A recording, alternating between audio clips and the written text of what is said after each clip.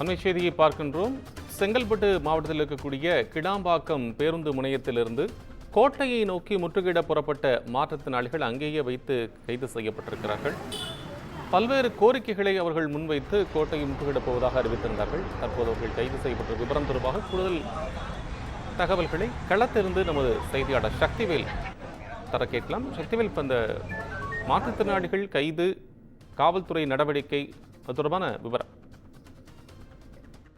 வணக்கம் கோபால். தென் மாவட்டத்திலிருந்து சென்னை கோட்டையை முற்றுகையிட பேருந்து மூலம் வந்த சுமார் 100க்கும் மேற்பட்ட மாற்றுத்திறனாளிகளை காவல்துறையினர் கிளாம்பாக்கம் பேருந்து நிலையத்தில் கைது செய்துள்ளனர்.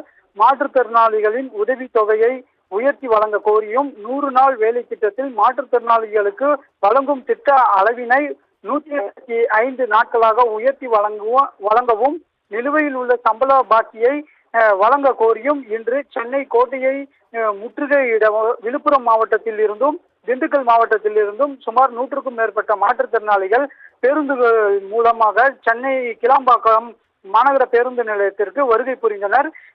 இன்று சென்னையை நோக்கி செல்வதற்காக அவர்கள் ஒன்று கூடிய நிலையில் கிளாம்பாக்கம் போலீசார் அவர்களை தடுத்து நிறுத்தி தற்போது கைது செய்துள்ளனர். அந்த காட்சிகளை நம்மால் பார்க்க முடிகிறது.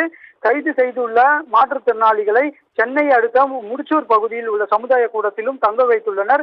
இந்த நிலையில் வேறு யாராவது போராட்டத்திற்கு செல்ல இருக்கிறார்களா என தொடர்ந்து போலீசார் கண்காணிக்கப்பட்டு வருகின்றனர். தற்போது சென்னை கிளாம்பாக்கத்தில் சுமார் 100க்கும் மேற்பட்ட போலீசாரும் அங்கு குவிக்கப்பட்டுள்ளதால் பெரும் பரபரப்பான சூழல் ஏற்பட்டு வருகிறது. கோபால்,